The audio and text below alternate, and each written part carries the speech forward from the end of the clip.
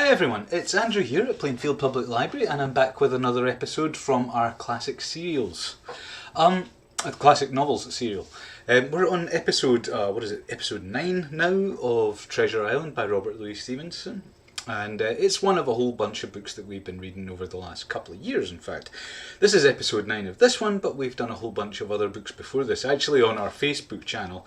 If you wanted to pop over to our Facebook archives, you could see playlists for over a dozen other books there, including a lot of other classics, so you could do that if you wanted to do that.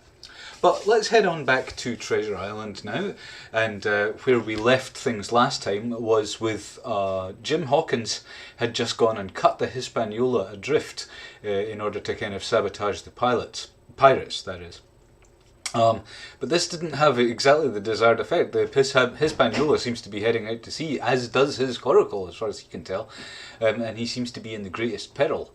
But anyway, let's get back to the story and see what happens next to Jim Hawkins and see if they can salvage the treasure on Treasure Island with chapter 24, The Cruise of the Coracle. It was broad day when I awoke and found myself tossing at the southwest end of Treasure Island. The sun was up, but was still hid from me behind the great bulk of the Spyglass Hill, which on this side descended almost to the sea in formidable cliffs. Haulbowline Head and Mizzenmast Hill were at my elbow, the hill bare and dark, the head bound with cliffs 40 or 50 feet high, and fringed with great masses of fallen rock. I was scarce a quarter of a mile to seaward, and it was my first thought to paddle in and land. That notion was soon given over. Among the fallen rocks the breakers spouted and bellowed, loud reverberations, heavy sprays flying and falling succeeded one another from second to second, and I saw myself, if I ventured nearer, dashed to death upon the rough shore, or spending my strength in vain to scale the beetling crags. Nor was that all, for crawling together on flat tables of rock, or letting themselves drop into the sea with loud reports, I beheld huge slimy monsters, soft snails as it were, of incredible bigness, 2 or 3 score of them together, making the rocks to echo with their barkings. I have understood since that they were sea lions, and entirely harmless. But the look of them, added to the difficulty of the shore and the high running of the surf, was more than enough to disgust me of that landing place. I felt willing rather to starve at sea than to confront such perils. In the meantime I had a better chance, as I supposed, before me. North of Haulbowline Head the land runs in a long way, leaving at low tide a long stretch of yellow sand. To the north of that again there comes another cape, Cape of the Woods, as it was marked upon the chart, buried in tall green pines which descended to the margin of the sea. I remembered what Silver had said about the current that sets northward along the whole west coast of Treasure Island, and seeing from my position that I was already under its influence, I preferred to leave Haulbowline Head behind me and reserve my strength for an attempt to land upon the kindlier looking Cape of the Woods. There was a great smooth swell upon the sea. The wind blowing steady and gentle from the south, there was no contrariety between that and the current, and the billows rose and fell unbroken. Had it been otherwise, I must long ago have perished. But as it was, it is surprising how easily and secure my little and light boat could ride. Often as I still lay at the bottom and kept no more than an eye above the gunwale, I would see a big blue summit heaving close above me. Yet the coracle would but bounce a little, dance as if on springs, and subside on the other side into the trough as lightly as a bird. I began after a little to grow very bold, and sat up to try my skill at paddling. But even a small change in the disposition of the weight will produce violent changes in the behaviour of a coracle, and I had hardly moved before the boat, giving up at once her gentle dancing movement, ran straight down a slope of water so steep that it made me giddy, and struck her nose with a spout of spray deep into the side of the next wave. I was drenched and terrified, and fell instantly back into my old position, whereupon the coracle seemed to find her head again, and led me as softly as before among the billows. It was plain she was not to be interfered with, and at that rate, since I could in no way influence her course, what hope had I left of reaching land? I began to be horribly frightened, but I kept my head for all that. First moving with all care, I gradually bailed out the coracle with my sea-cap. Then, getting my eye once more above the gunwale, I set myself to study how it was she managed to slip so quietly through the rollers. I found each wave, instead of the big, smooth, glossy mountain it looks from shore, or from a vessel's deck, was for all the world like any range of hills on dry land, full of peaks and smooth places and valleys. The coracle left herself turning from side to side, threaded, so to speak, her way through these lower parts, and avoided the steep slopes and higher toppling summits of the wave. Well now, I thought to myself, it's plain I must lie where I am and not disturb the balance, but it is plain also that I can put the paddle over the side and from time to time in smooth places give her a shove or two towards land. No sooner thought than done. There I lay on my elbows in the most trying attitude, and every now and again gave a weak stroke or two to turn her head to shore. It was very tiring and slow work, yet I did visibly gain ground, and as we drew near the Cape of the Woods, though I saw I must infallibly miss that point, I had still made some 100 yards of easting. I was indeed close in. I could see the cool green tree-tops swaying together in the breeze, and I felt I should soon make the next promontory without fail. It was high time, for now I began to be tortured with thirst. The glow of the sun from above, its thousandfold reflection from the waves, the sea-water that fell and dried upon me, caking my very lips with salt, combined to make my throat burn and my brain ache. The sight of the trees, so near at hand, had almost made me sick with longing, but the current had soon carried me past the point, and as the next reach of sea opened up, I beheld a sight that changed the nature of my thoughts. Right in front of me, not half a mile away, I beheld the Hispaniola under sail. I made sure, of course, that I should be taken, but I was so distressed for want of water that I scarce knew whether to be glad or sorry at the thought, and long before I had come to a conclusion, surprise had taken entire possession of my mind, and I could do nothing but stare and wonder. The Hispaniola was under her mainsail and 2 jibs, and the beautiful white canvas shone in the sun like snow or silver. When I first sighted her, all her sails were drawing. She was lying a course about northwest, and I presumed the men on board were going round the island on their way back to the anchorage. Presently she began to fetch more and more to the westward, so that I thought they'd sighted me, and were going about in chase. At last, however, she fell right into the wind's eye, was taken dead aback, and stood there a while helpless, with her sails shivering. Clumsy fellows, said I, they must still be drunk as owls, and I thought how Captain Smollett would have set them skipping. Meanwhile the schooner gradually fell off and filled again upon another tack, sailed swiftly for a minute or so, and brought up once more, dead in the wind's eye. Again and again this was repeated. To and fro, up and down, north, south, east and west, the Hispaniola sailed by swoops and dashes, and at each repetition ended as she'd begun, with idly flapping canvas. It became plain to me that nobody was steering, and if so, where were the men? Either they were dead drunk, or had deserted her, I thought. And perhaps, if I could get on board, I might return the vessel to her captain. The current was bearing coracle and schooner southward at an equal rate. As for the latter's sailing, it was so wild and intermittent, and she hung each time so long in irons, that she certainly gained nothing, if she did not even lose. If only I dared to sit up and paddle, I made sure that I could overhaul her. The scheme had an air of adventure that inspired me. The thought of the water breaker beside the fore companion doubled my growing courage. Up I got, was welcomed almost instantly by another cloud of spray, but this time stuck to my purpose, and set myself with all my strength and caution to paddle after the unsteered Hispaniola. Once I shipped a sea so heavy that I had to stop and bail, with my heart fluttering like a bird, but gradually I got into the way of the thing and guided my coracle among the waves, with only now and then a blow upon her bows and a dash of foam in my face. I was now gaining rapidly upon the schooner. I could see the brass glisten on the tiller as it banged about, and still no soul appeared upon the decks. I could not choose but suppose she was deserted. If not, the men were lying drunk below, where I might batten them down, perhaps, and do what I chose with the ship.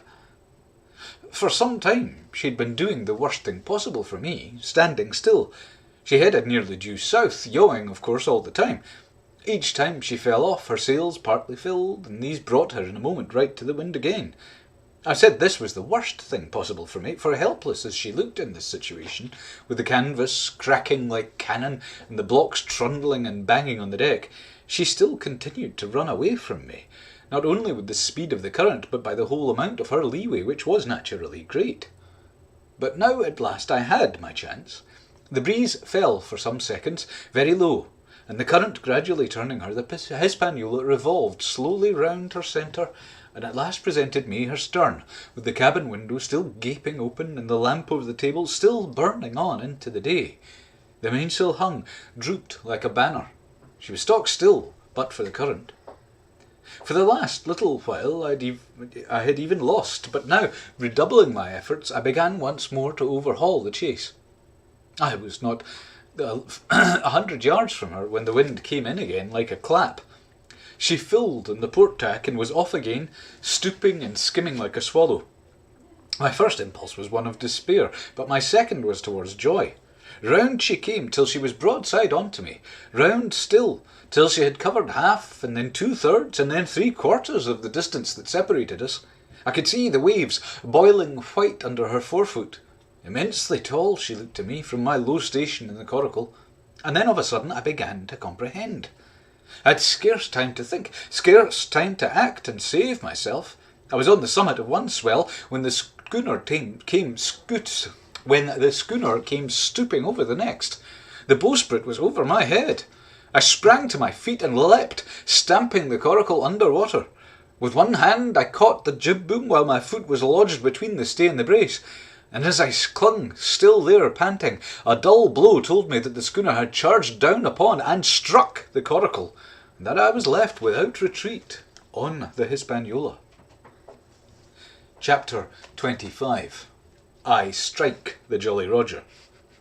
I had scarce gained a position on the bowsprit when the flying jib flapped and filled upon the other tack with a report like a gun. The schooner trembled to her keel under the reverse, but next moment, the other sails still drawing, the jib flapped back again and hung idle. This had nearly tossed me off into the sea, and now I lost no time, crawled back along the bowsprit and tumbled head foremost onto the deck. I was on the lee side of the forecastle, and the mainsail, which was still drawing, concealed from me a certain portion of the afterdeck. Not a soul was to be seen. The planks, which had not been swabbed since the mutiny, bore the print of many feet, and an empty bottle broken by the neck tumbled to and fro like a live thing in the scuppers. Suddenly the Hispaniola came right into the wind. The jibs behind me cracked aloud, the rudder slammed to, the whole ship gave a sickening heave and shudder, and at the same moment the main boom swung inboard, the sheet groaning in the blocks, and showed me the lee afterdeck. There were the two watchmen, sure enough, Redcap on his back, as stiff as a handspike, with his arms stretched out like those of a crucifix, and his teeth showing through his open lips. Israel Hands, propped against the bulwarks, his chin on his chest, his hands lying open before him on the deck, his face as white under its tan as a tallow candle. For a while the ship kept bucking and sidling like a vicious horse, the sails filling now on one tack, now on another, and the boom swinging to and fro, till the mast groaned aloud under the strain. Now and again, too, there would come a cloud of light sprays over the bulwark, and a heavy blow of the ship's bows against the swell. So much heavier weather was made of it by this great rigged ship than by my home-made lopsided coracle, now gone to the bottom of the sea. At every jump of the schooner, Redcap slipped to and fro, but what was ghastly to behold, neither his attitude nor his fixed, teeth-disclosing grin was any way disturbed by this rough usage.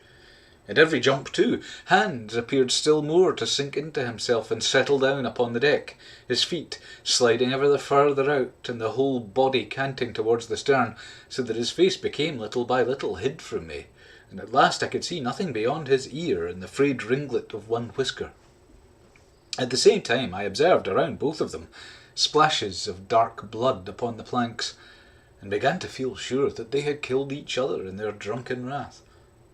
Well, I was still thus looking and wondering in a calm moment, when the ship was still. Israel Hands turned partly round, and with a low moan writhed himself back into the position in which I'd seen him first. The moan, which told of pain and deadly weakness, and the way in which his jaw hung open, went right to my heart. But when I remembered the talk I'd overheard from the apple barrel, all pity left me. I walked aft until I reached the mainmast. "Come aboard, Mr. Hands," I said ironically. He rolled his eyes round heavily, but he was too far gone to express surprise. All he could do was utter one word: "Brandy."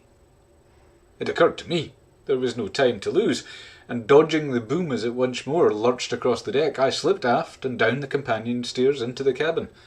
It was such a scene of confusion as you can hardly fancy. All the lock-fast places had been broken open in quest of the chart. The floor was thick with mud where ruffians had sat down to drink or consult after wading in the marshes round their camp. The bulkheads, all painted in clear white and beaded round with gilt, bore a pattern of dirty hands. Dozens of empty bottles clinked together in corners to the rolling of the ship. One of the doctor's medical books lay open on the table, half of the leaves gutted out. I suppose for pipe lights. In the midst of all this, the lamp still cast a smoky glow, obscure and brown as umber. I went into the cellar. All the barrels were gone, and of the bottles a most surprising number had been drunk out and thrown away. Certainly, since the mutiny began, not a man of them could ever have been sober. Foraging about, I found a bottle with some brandy left for Hans, and for myself I routed out some biscuit, some pickled fruits, a great bunch of raisins and a piece of cheese. With these I came on deck, put down my own stock behind the rudder-head and well out of the coxswain's reach, went forward to the water breaker and had a good deep drink of water, and then, and not till then, gave Hans the brandy. He must have drunk a gill before he took the bottle from his mouth. "Aye," said he, "by thunder, but I wanted some of that." I'd sat down already in my own corner and begun to eat. "Much hurt?" I asked him. He grunted, or rather I might say he barked. "If that doctor was aboard," he said, "I'd be right enough in a couple of turns. But I don't have no matter of luck, you see, and that's what the matter is with me. As for that swab, he's good and dead, he is," he added, indicating the man with the red cap. "He weren't no seaman anyhow. And where might you have come from?" "Well," said I, "I've come aboard to take possession of this ship, Mr. Hans, and you'll please regard me as your captain until further notice." He looked at me sourly enough, but said nothing. Some of the colour had come back into his cheeks, though he still looked very sick, and had continued to slip out and settle down as the ship banged about. "By the by," I continued, "I can't have these colours, Mr. Hans, and by your leave I'll strike 'em. Better none than these." And again, dodging the boom, I ran to the colour lines, handed down their cursed black flag, and chucked it overboard.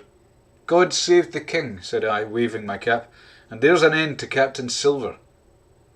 He watched me keenly and slyly, his chin all the while on his breast. "I reckon," he said at last, "I reckon, Captain Hawkins, you kind of want to get ashore now. Suppose we talks?" "Oh yes," says I, "with all my heart, Mr. Hans. Say on." And I went back to my meal with a good appetite. "This man," he began, nodding feebly at the course, "O'Brien were his name, rank Irelander. This man and me got the canvas on her, meaning for to sail her back. Well, he's dead now, he is, dead as bilge, and who's to sail this ship I don't see. Without I gives you a hint, you ain't that man as far as I can tell. Now look here, you gives me food and drink and a old scarf or handkerchief to tie my wound up, you do, and I'll tell you how to sail her, and that's about square all round, I take it." "I'll tell you one thing," said I, "I'm not going back to Captain Kidd's anchorage. I mean to get into North Inlet and beach her quietly there." "To be sure you did," he cried. "Why, I ain't such an infernal lubber after all. I can see, can't I? Tried my fling, I have, and I've lost. And it's you as the wind of me. North Inlet. I ain't no choice, not I. I'd help you sail her up to Execution Dock, by thunder, so I would." Well, as it seemed to me, there was some sense in this. We struck our bargain on the spot. In 3 minutes I had the Hispaniola sailing easily before the wind along the coast of Treasure Island, with good hopes of turning the northern point ere noon, and beating down again as far as North Inlet before high water, when we might beach her safely and wait till the subsiding tide permitted us to land.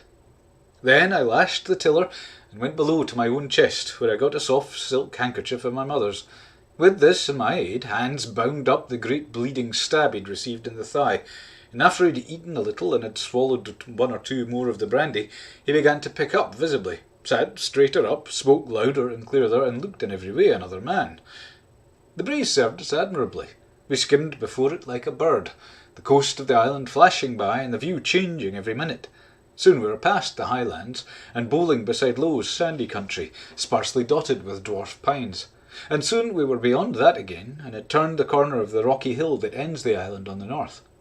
I was greatly elated with my new command, and pleased with the bright, sunshiny weather and with these different prospects of the coast. I had now plenty of water and good things to eat, and my conscience, which had smitten me hard for my desertion, was quieted by the great conquest I'd made.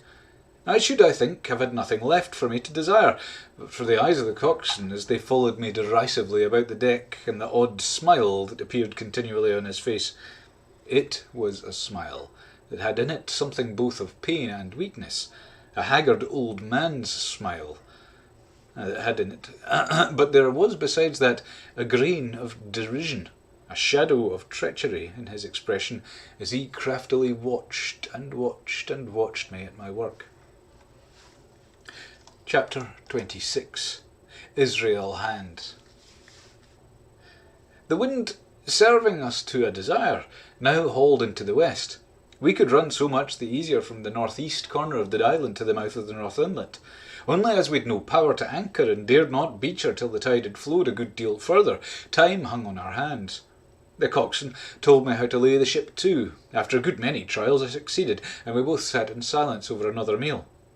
"Captain," said he at length, with that same uncomfortable smile, "here's my old shipmate O'Brien. Suppose you was to heave him overboard. I ain't particular as a rule, and I don't take no blame for settling his hash, but I don't reckon him ornamental now, do you?" "I'm not strong enough, and I don't like the job, and there he lies for me." "This here's an unlucky ship, this Hispaniola, Jim," he went on, blinking. "There's a power of men been killed in this Hispaniola. Sight of poor seamen dead and gone since you and me took ship to Bristol. I ain't never seen such dirty luck, not I. There's this here O'Brien now, he's dead, ain't he? Well, now, I'm no scholar, and you're a lad as can read and figure, and, to put it straight, do you take it as a dead man is dead for good, or do he come alive again?" "You can kill the body, Mr. Hans, but not the spirit. You must know that already," I replied. "O'Brien there is in another world, and may be watching us." "Ah," says he, "well, that's unfortunate. 'Pears as if killing parties was a waste of time. Howsomever, spirits don't reckon for much, by what I've seen. I'll chance it with the spirits, Jim. Now you spoke up free, and I'll take it kind of you step down to that there cabin and get me well, shiver my timbers, I can't hit the name on it. Well, you get me a bottle of wine, Jim. This here brandy's too strong for my head." Now, the coxswain's hesitation seemed to be unnatural, and as for the notion of his preferring wine to brandy, I entirely disbelieved it. The whole story was a pretext. He wanted me to leave the deck, so much was plain, but with what purpose I could in no way imagine. His eyes never met mine, they kept wandering to and fro, up and down, now with a look to the sky, now with a flitting glance upon the dead O'Brien. All the time he kept smiling, and putting his tongue out in the most guilty, embarrassed manner, so that a child could have told that he was bent on some deception. I was prompt with my answer, however, for I saw where my advantage lay, and that with such a fellow so densely stupid, I could easily conceal my suspicions to the end. "Some wine," I said. "Far better. Will you have white or red?" "Well, I reckon it's about the blessed same to me, shipmate," he replied. "So it's strong, and plenty of it. What's the odds?" "All right," I answered. "I'll bring you port, Mr. Hans, but I'll have to dig for it." With that I scuttled down the companion with all the noise I could, slipped off my shoes, ran quietly along the sparred gallery, mounted the forecastle ladder, and popped my head out of the fore companion. I knew he could not expect to see me there, yet I took every precaution possible, and certainly the worst of my suspicions proved too true. He'd risen from his position to his hands and knees, and though his leg obviously hurt him pretty sharply when he moved, for I could hear him stifle a groan, yet it was at a good rattling rate that he trailed himself across the deck. In half a minute he'd reached the port scuppers and had picked out a coil of rope, a long knife, or rather a short dirk, discoloured to the hilt with blood. He looked upon it for a moment, thrusting forth his underjaw, tried the point upon his hand, and then hastily concealing it in the bosom of his jacket, trundled back again to his old place against the bulwark. This was all that I had required to know. Israel could move about. He was now armed, and if he had been at so much trouble to get rid of me, it was plain that I was meant to be the victim. What he would do afterwards, whether he would try to crawl right across the island from North Inlet to the camp among the swamps, or whether he would fire Long Tom, trusting that his own comrades might come first to help him, was of course more than I could say. Yet I felt sure that I could trust him in one point, since in that our interests jumped together, and that was in the disposition of the schooner. We both desired to have her stranded safe enough in a sheltered space, and so that, when the time came, she could be got off again with as little labour and danger as might be, and until that was done I considered that my life would certainly be spared. While I was thus turning the business over in my mind, I had not been idle with my body. I had stolen back to the cabin, slipped once more into my shoes, and laid my hand at random on a bottle of wine, and now, with this for an excuse, I made my reappearance on the deck. Hans lay as I'd left him, all fallen together in a bundle, and with his eyelids lowered as though he were too weak to bear the light. He looked up, however, at my coming, knocked the neck off the bottle like a man who'd done the same thing often, and took a good swig, with his favourite toast of "Here's luck." Then he lay quiet for a while, and then pulling out a stick of tobacco, begged me to cut him a quid. "Cut me a junk of that," says he, "for I ain't no knife, and hardly strength enough, so be as I had. Ah, Jim, I reckon I misstays. Cut me a quid as'll likely be the last, lad, for I'm long in for my long home, and no mistake." "Well," said I, "I'll cut you some tobacco, but if I was you and thought myself so badly, I would go to my prayers like a Christian man." "Why?" said he. "Now you tell me why." "Why?" I cried. "You were asking me just now about the dead. You've broken your trust. You live in sin and lies and blood. There's a man you killed lying at your feet this moment, and you ask me why. For God's mercy, Mr. Hans, that's why." I spoke with a little heat, thinking of the bloody dirk he had hidden in his pocket and designed in his ill thoughts to end me with. He, for his part, took a great draught of the wine, and spoke with the most unusual solemnity. "For 30 years, he said, "I've sailed the seas, and seen good and bad, better and worse, fair weather and foul, provisions running out, knives going and what not. But now I tell you, I never seen good come of goodness yet. Him as strikes first is my fancy. Dead men don't bite, them's my views. Amen, so be it. And now you look here," he added, suddenly changing his tone, "we've had about enough of this foolery. The tide's made good enough by now. You just take my orders, Captain Hawkins, and we'll sail slap in and be done with it." All told, we'd scarce 2 miles to run, but the navigation was delicate. The entrance to this northern anchorage was not only narrow and shoal, but lay east and west, so that the schooner must be nicely handled to be got in. I think I was a good prompt subaltern, and I'm very sure that Hans was an excellent pilot, for we went about and dodged in, shaving the banks with a certainty and a neatness that were a pleasure to behold. Scarcely had we passed the heads before the land closed around us. The shores of North Inlet were as thickly wooded as those of the southern anchorage, but the space was longer and narrower and more like, what in truth it was, the estuary of a river. Right before us at the southern end we saw the wreck of a ship in the last stages of dilapidation. It had been a great vessel of 3 masts, but had lain so long exposed to the injuries of the weather that it was hung about with great webs of dripping seaweed, and on the deck of it shore bushes had taken root and now flourished thick with flowers. It was a sad sight, but it showed us that the anchorage was calm. "Now," said Hans, "look there's a pet bit for us to beach a ship in. Fine flat sand, never cat's paw, trees all round of it, and flowers a-blowing like a garden in that old ship." "And once beached," I inquired, "how shall we get her off again?" "Why, so," he replied, "you take a line ashore there on the other side at low water, take a turn about one of them big pines, bring it back, take a turn round the capstan, and lie to for the ride. Come high water, all hands takes a pull upon the line, and off she comes, as sweet as nature. And now, boy, you stand by. We're near the bit now, and she's much too way on her. Starboard a little, so. Steady, starboard, larboard a little. Steady, steady." So he issued his commands, which I breathlessly obeyed, till all of a sudden he cried, "Now, my hearty, luff!" And I put the helm hard up, and the Hispaniola swung round rapidly and ran stem on for the low wooded shore. The excitement of these last manoeuvres had somewhat interfered with the watch I'd kept hitherto sharply enough upon the coxswain. Even then I was still so much interested waiting for the ship to touch that I'd quite forgotten the peril that hung over my head, and stood craning over the starboard bulwarks and watching the ripples spreading wide before the bows. I might have fallen without a struggle for my life, had not a sudden disquietude seized upon me and made me turn my head. Perhaps I'd heard a creak, or seen his shadow moving with the tail of my eye. Perhaps it was an instinct like a cat's, but sure enough, when I looked round, there was Hans, already halfway towards me with the dirk in his right hand. We must both have cried aloud when our eyes met, but while mine was the shrill cry of terror, his was a roar of fury like a charging bully's. At the same instant, he threw himself forward and I leapt sideways towards the bows. As I did so, I let go of the tiller, which sprang sharp to leeward, and I think this saved my life, for it struck Hans across the chest and stopped him for the moment dead. Before he could recover, I was safe out of the corner where he had me trapped, with all the deck to dodge about. Just forward of the mainmast I stopped, drew a pistol from my pocket, took a cool aim, although he had already turned and was once more coming directly after me, and drew the trigger. The hammer fell. But there followed neither flash nor sound. The priming was useless with sea-water. I cursed myself for my neglect. Why had not I long before reprimed and reloaded my only weapons? Then I should not been as now, a mere fleeing sheep before this butcher.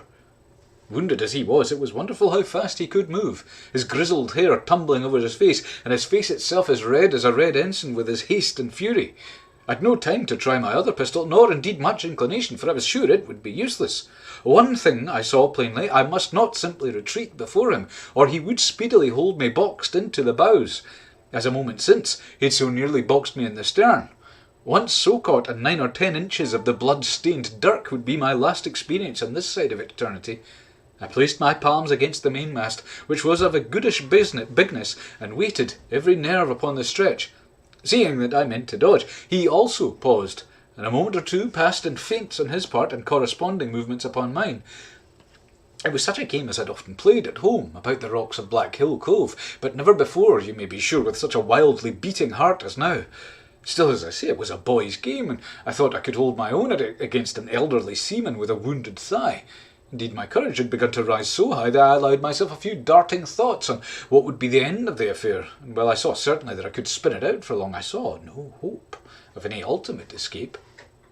Well, while things stood thus, suddenly the Hispaniola struck, staggered ground for an instant in the sand, and then, swift as a blow, canted over to the port side till the deck stood at an angle of 45 degrees, and about a puncheon of water splashed into the scupper holes and lay in a pool between the deck and bulwark. We were both of us capsized in a second, and both of us rolled almost together into the scuppers, the dead Red Cap, with his arms still spread out, tumbling stiffly after us. So near we were indeed that my head came against the coxswain's foot with a crack that made my teeth rattle. Blow and all, I was the first afoot again, for Hans had got involved with the dead body. The sudden canting of the ship had made the deck no place for running on. I had to find some new way of escape, and that upon the instant, for my foe was almost touching me. Quick as thought, I sprang into the mizzen shrouds, rattled up hand over hand, and did not draw breath until I was seated on the cross-trees. I had been saved by being prompt. The dirk had struck not half a foot below me as I pursued my upward flight, and there stood Israel Hans with his mouth open and his face upturned to mine, a perfect statue of surprise and disappointment. Now that I'd had a moment to myself, I lost no time in changing the priming of my pistol, and then having one ready for service and to make assurance doubly sure, I proceeded to draw the load of the other and recharge it afresh from the beginning. My new employment struck Hans all of a heap. He began to see the dice going against him, and after an obvious hesitation he also hauled himself heavily into the shrouds, and with the dirk in his teeth began slowly and painfully to mount. It cost him no end of time and groans to haul his wounded leg behind him, and I had quietly finished my arrangements before he was much more than a third of the way up. Then, with a pistol in either hand, I addressed him. "One more step, Mr. Hans," said I, "and I'll blow your brains out. Dead men don't bite, you know," I added with a chuckle. He stopped instantly. I could see by the working of his face that he was trying to think, and the process was so slow and laborious that in my new-found security I laughed aloud. At last, with a swallow or two, he spoke, his face still wearing the same expression of extreme perplexity. In order to speak, he had to take the dagger from his mouth, but in all else he remained unmoved. "Jim," said he, "I reckon we're fouled, you and me, and we'll have to sign articles. I'd have had you, but for that there lurch, but I don't have no luck, not I. And I reckon I'll have to strike, which comes hard, you see, for a master mariner, to a ship's younker like you, Jim." I was drinking in all his words and smiling away as conceited as a cock upon a wall, when all in a breath back went his right hand over his shoulder. Something sang like an arrow through the air. I felt a blow and then a sharp pang, and there I was, pinned by the shoulder to the mast. In the horrid pain and surprise of the moment, I scarce can say it was by my own volition, and I'm sure it was without a conscious aim. Both my pistols went off, and both escaped out of my hands. They did not fall alone. With a choked cry, the coxswain loosed his grasp upon the shrouds and plunged head first into the water. Well, that's it from me today, and that's it for me this week. And in fact, I'm taking a break on Monday, so I will be back again on Wednesday. So see you again, I hope, next Wednesday at 2 p.m. to carry on with the story of Treasure Island. Thank you for joining me this week. It's been great to read to you, and thanks again for joining me. Have a great afternoon and a great weekend. Bye bye for now.